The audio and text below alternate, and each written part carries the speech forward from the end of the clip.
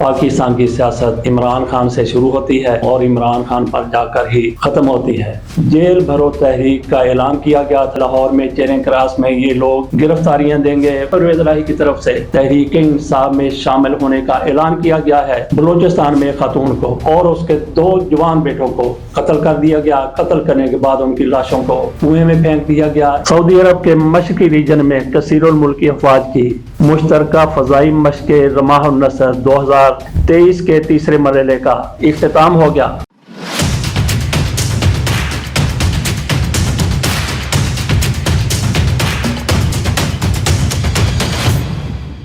बिस्मिल्लाहिर्रहमानिर्रहीम।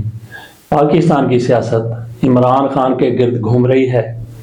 पाकिस्तान की सियासत में इमरान खान आजकल महवर हैं। पाकिस्तान की सियासत इमरान खान से शुरू होती है। आजकल की बात कर रहा हूँ और इमरान खान पर जाकर ही ख़त्म होती है। जेलों को देख लें, किसी तहरीक को देख लें, कौमी असम्बली को देख लें, सूबाई असम्बलियों को देख लें, इंतखाबात को देख लें, नैब को देख लें, जिस चीज़ को भी आप देख लें, इमरान खान आपको सर फहरिस्त नज़र आएंगे। इमरान खान के हवाले से बात करेंगे, पाकिस्तान की सियासत के हवाले से बात करेंगे, लेकिन थोड़ा सा हम पाकिस्तान से बाहर भी निकलेंगे। सऊदी अरब में फ़ज़ाइया की मशक़ें हुई हैं, उसमें पाकिस्तान के JF थंडर तैयारों की परफॉर्मेंस बहुत ज़बरदस्त रही है, उस पर बात की जाएगी। और उसके अलावा हम बात करेंगे बार खान बलूचिस्तान में होने वाले बेईमाना माँ और उसके 2 बेटों के कत्ल की, जिसका इल्ज़ाम एक सूबाई वज़ीर पर आया है। सूबाई वज़ीर इस हवाले से क्या कहते हैं, लेकिन हम सबसे पहले चलते हैं पाकिस्तान की सियासत में। इमरान खान की तरफ से जेल भरो तहरीक का ऐलान किया गया था, जिसका आज आगाज़ हो रहा है। पूरी की पूरी तैयारी कर ली गई है। लाहौर में चेरिंग क्रॉस में ये लोग गिरफ्तारियां देंगे। वहां पे ऐलान भी कर दिया गया है कि कौन कौन लोग गिरफ्तार होंगे। वलीद इकबाल उनमें शामिल हैं, दीगर लोग भी शामिल हैं, लेकिन हुकूमत की तरफ से ये कहा गया है कि हम इनको गिरफ्तार नहीं करेंगे।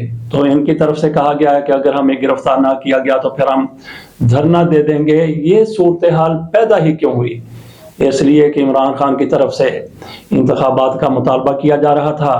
इमरान खान को जैसे इक़्तिदार से अलग किया गया तो उन्होंने फौरी तौर पर कौमी असम्बली से इस्तीफ़े दे दिए और उनका बुनियादी मुतालबा यही था कि पाकिस्तान में फौरी तौर पर इंतखाबात का इनेकाद किया जाए। और इस्तीफ़ा देने से कबल भी जब उनके खिलाफ अदम एतमाद की तहरीक आई थी, स्पीकर की तरफ से इस तहरीक को मुस्तरद कर दिया गया था, तो इमरान खान ने फौरी तौर पर कौमी असम्बली तोड़ने और नए इंतखाबात का ऐलान कर दिया था। लेकिन इंतखाबात ना हो सके, लेकिन ये बेल मंडे ना चढ़ सकी और इमरान खान के खिलाफ तहरीक अदम एतमाद आ गई। उसके बाद से लेके आज तक इमरान खान ये कोशिश कर रहे हैं कि पाकिस्तान में फौरी तौर पर इंतखाबात हो जाएं। पहले तो उन्होंने कौमी असम्बली से खुद इस्तीफे दे दिए थे, उसके बाद उन्होंने पंजाब असम्बली तोड़ दी, KP की असम्बली तोड़ दी। इमरान खान की पूरी कोशिश है कि इंतखाबात 90 रोज़ के अंदर अंदर अब हो जाएं। जब पंजाब असम्बली और खैबर पख्तूनख्वा की असम्बली तोड़ी गई है, लेकिन इंतखाबात से राह फरार इख्तियार करने की पूरी कोशिश की जा रही है। इमरान खान ने ये ऐलान किया था कि अगर 90 रोज़ के अंदर अंदर इंतखाबात नहीं होते तो हम जेल भरो तहरीक चलाएंगे। तो उस तहरीक का आगाज कर दिया गया है। देखते हैं कितने लोगों को गिरफ्तार किया जाता है। इस हुकूमत की तरफ से वाज़ेह तौर पर कहा गया है कि हम कोई गिरफ्तारी नहीं करेंगे। अगर गिरफ्तारी नहीं होती, जेल भरो तहरीक में कोई पेशरफ्त नहीं होती, तो इंतखाबात का क्या मुस्तकबिल होगा? इंतखाबात का तो वैसे भी कोई अच्छा मुस्तकबिल नजर नहीं आ रहा, क्योंकि इंतखाबात की राह में सबसे बड़ी रुकावट चीफ इलेक्शन कमिश्नर साहब बने हुए हैं।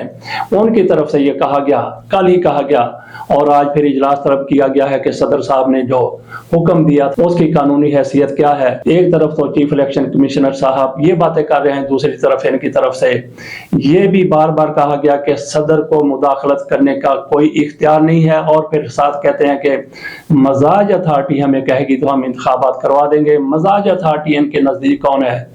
वो गवर्नर हो सकते हैं, KPK के गवर्नर और पंजाब के गवर्नर। لیکن ان کی طرف سے صریحاً انکار کیا گیا ہے انتخابات کی تاریخ دینے کا۔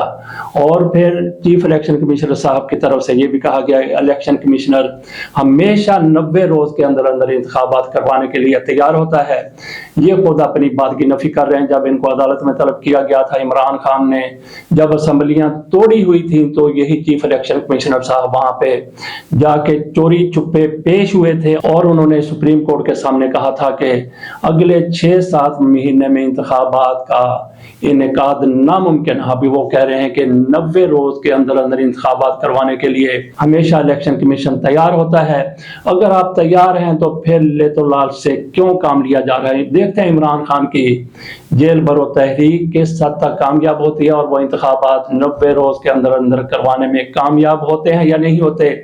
لیکن مجھے ایسا امکان نظر نہیں آ رہا، کیونکہ عدالتوں کی طرف سے بھی ایسا کچھ سامنے نہیں آیا۔ ایک بینچ کی طرف سے چیف جسٹس پاکستان سے 100 موٹو لینے کا کہا گیا تھا، لیکن چیف جسٹس صاحب کی طرف سے 1 ہفتہ گزر گیا، انتخابات کے حوالے سے کسی قسم کا 100 موٹو نہیں لیا گیا، لیکن ریمارکس دیے گئے کہ 90 روز کے اندر اندر انتخابات ہونے چاہیے، بس ریمارکس دے دیے گئے۔ اور اس کے علاوہ پھر سب سے پہلے لاہور ہائی کورٹ کی طرف سے کہا گیا تھا کہ 90 روز کے اندر اندر انتخابات کروائے جائیں اور الیکشن کمیشن تاریخ کا اعلان کرے، لیکن الیکشن کمیشن اور گورنر صاحب اور حکومتیں عدالتوں میں چلی گئی۔ ادھر جب بھی کوئی پیش رفت ہونے لگتی ہے انتخابات کے حوالے سے، جیسا صدر صاحب کی طرف سے ڈیٹ کا اعلان کیا گیا، ادھر حکومت کی دم کو آگ لگ جاتی ہے۔ حکومت، اس کے ادارے اور اس کے بڑے بڑے لیڈر میدان میں آ جاتے ہیں کہ انتخابات کیسے ہو سکتے ہیں۔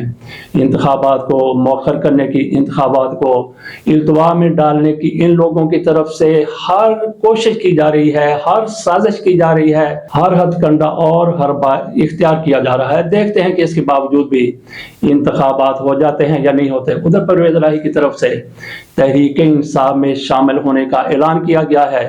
اعلان ہی نہیں کیا گیا بلکہ وہ تحریک انصاف میں شامل ہو گئے ہیں۔ ان کو تحریک انصاف کا صدر بنایا جا رہا ہے۔ ہو سکتا ہے کہ اب تک ان کو صدر بنا بھی دیا جائے۔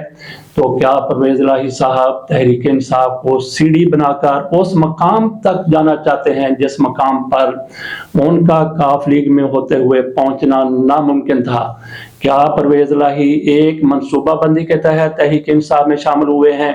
کیونکہ ان کی ڈوریاں ہمیشہ سے اسٹیبلشمنٹ کے ہاتھوں میں رہی ہیں، یہ ان کے کہنے پر ناچتے رہے ہیں، اپنی سیاست میں پیش رفت کرتے رہے ہیں، تو ان سے الگ ہو کر ان کی سیاست کا کوئی وجود نہیں رہ جاتا۔ تو کیا چودھری پرویز الہی کی طرف سے یہ فیصلہ اپنے آپ کیا گیا ہے، خود سے کیا گیا ہے کہ تحریک انصاف میں شامل ہو جائیں گے، یا پھر چودھری پرویز الہی کو استعمال کیا گیا ہے؟ عمران خان بڑے سمجھدار آدمی ہیں، اپنی سیاست کو سمجھتے ہیں، اپنی پارٹی کو سمجھتے ہیں۔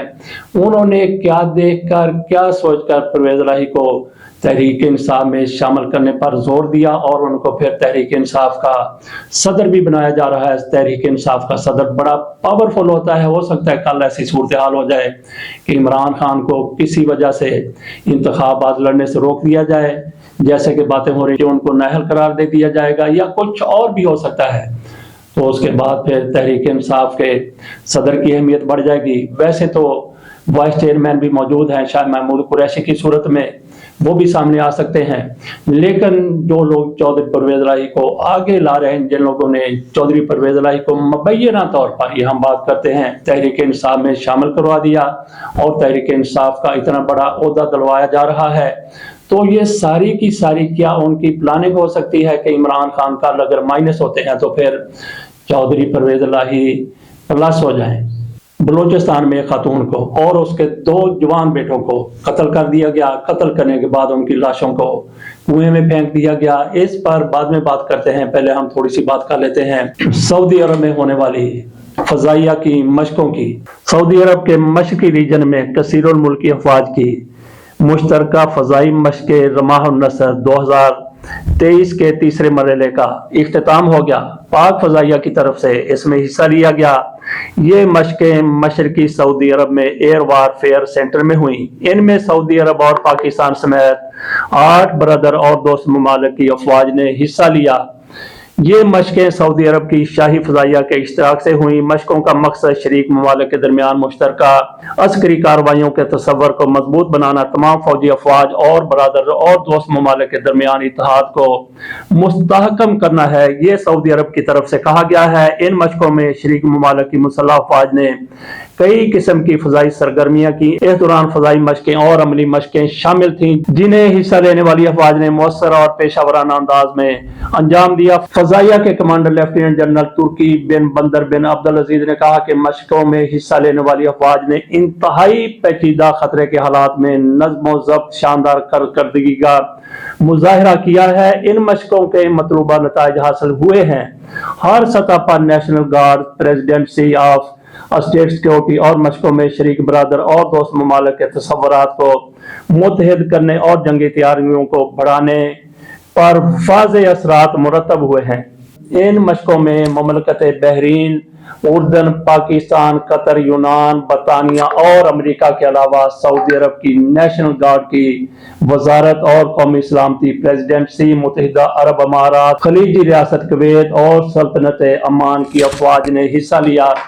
پاکستان کے جیف تھنڈر طیاروں کی کارکردگی ان مشقوں میں انتہائی زیادہ بہتر رہی، جن کو ساری دنیا کے ممالک نے سراہا۔ پاکستان یہ جہاز ایکسپورٹ بھی کر رہا ہے۔ ان مشقوں کے بعد پاکستان کے ان جہازوں کی مانگ میں مزید اضافہ ہو گیا ہے۔ اب ہم بات کر لیتے ہیں بلوچستان میں ہونے والے قتل کی۔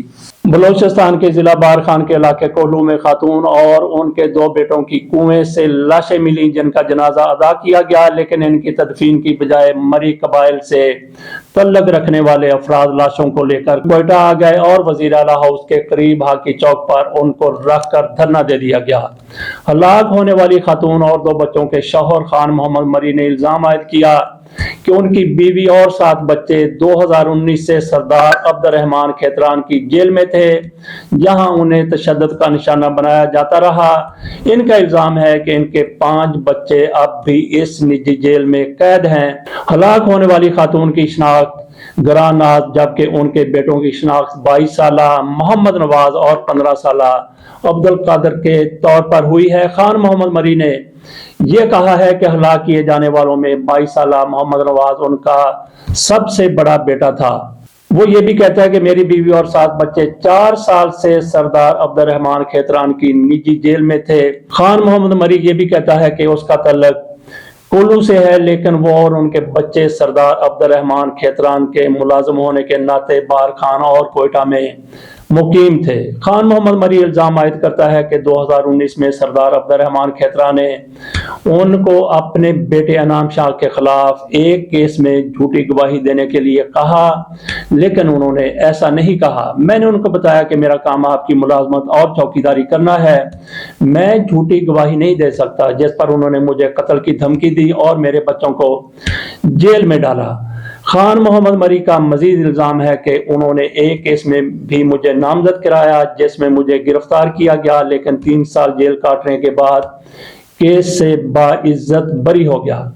خان محمد مری یہ بھی کہتا ہے کہ میں مارے جانے کے خوف سے نہ صرف بارخان نہیں جا سکا، بلکہ بلوچستان سے بھی باہر نکل گیا اور وہاں سے متعلقہ حکام اور بعض لوگوں کو اپیل کرتا رہا کہ میرے بچوں کو سردار عبد الرحمان کھیتران کی نجی جیل سے چھڑائیں، لیکن نہ کسی نے میری بات سنی، نہ میری بیوی کی فریاد کو اہمیت دی گئی۔ میری بیوی نے تو لوگوں کو قرآن کا بھی واسطہ دیا تھا۔ چند روز قبل ایک خاتون کی ویڈیو سوشل میڈیا پر وائرل ہوئی تھی، جس میں وہ یہ اپیل کر رہی تھی کہ انہیں اور ان کے بچوں کو سردار عبد الرحمان کھیتران کی جیل سے چھڑایا جائے۔ اس ویڈیو میں بھی خاتون نے سردار عبد الرحمان کھیتران پر سنگین الزامات عائد کیے تھے۔ خان محمد مری نے اس بات کی تصدیق کی کہ وہ ویڈیو ان کی بیوی کی تھی اور وہ قرآن کو ہاتھ میں اٹھا کر یہ واسطہ دے رہی تھی کہ انہیں چھڑایا جائے، لیکن ان کی فریاد نہیں سنی گئی۔ فریاد سننے کی بجائے ان کو قتل کر دیا گیا اور قتل کر کے ان کی لاشوں کو کنویں میں پھینک دیا گیا۔ ہو سکتا ہے کہ کنویں کے منڈھیر پر جا کر ان کو قتل کیا گیا ہو۔ دوسری طرف بلوچستان کے وزیر سردار عبد الرحمان کھیتران کی طرف سے اس سارے واقعے سے مکمل طور پر لاتعلقی کا اظہار کیا گیا ہے اور کہا گیا ہے کہ میری شہرت کو خراب کرنے کے لیے مخالفین نے یہ سارا ڈرامہ رچایا ہے اور یہ مجھے بدنام کرنے کی ایک سازش ہے۔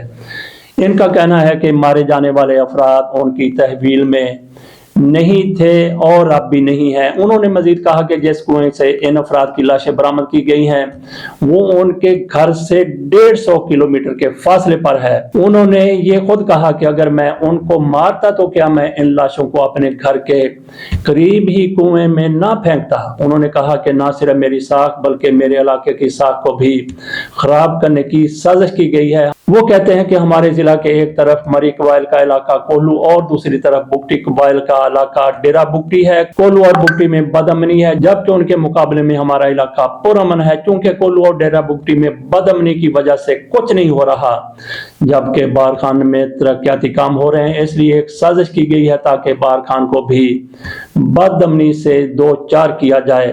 ان کا مزید کہنا تھا کہ نجی جیل کا پراپیگنڈا ان کے خلاف آج سے نہیں بلکہ 2014 سے ہو رہا ہے، لیکن مجھ پر ایسا کوئی الزام ثابت نہیں ہو سکا۔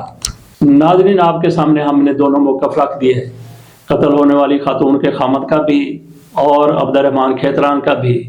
عبد الرحمان کھیتران اس سے لاکھ انکار کریں کہ انہوں نے یہ قتل نہیں کروایا، ان پر الزام ضرور لگا ہوا ہے اور انہوں نے جو موقف اختیار کیا ہے وہ پوری دنیا کے سامنے آ چکا ہے۔ عبد الرحمان کھیتران جو بھی کہتے ہیں، ان پر الزام لگانے والے جو بھی کہتے ہیں، لیکن سب سے بڑی حقیقت یہ ہے جو اب بھی روز روشن کی طرح موجود ہے کہ 3 افراد کو قتل کیا گیا ہے۔ 3 افراد کو کس نے قتل کیا ہے اس کی تحقیقات ہونا بہت ضروری ہے، ناگزیر ہے۔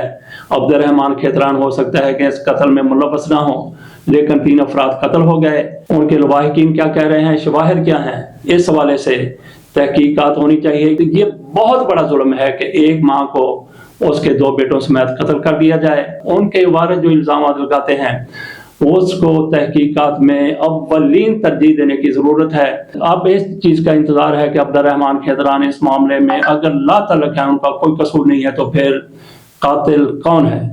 ہمارے ادارے بڑے انٹیلیجنٹ ہیں، ہمارے اداروں کی بڑی ساکھ ہے، ہمارے ادارے بڑے بڑے کیس حل کر دیتے ہیں۔ اس معاملے میں انتظار ہے کہ ادارے کیا کرتے ہیں۔ اس کے ساتھ اجازت دیجیے، اللہ حافظ۔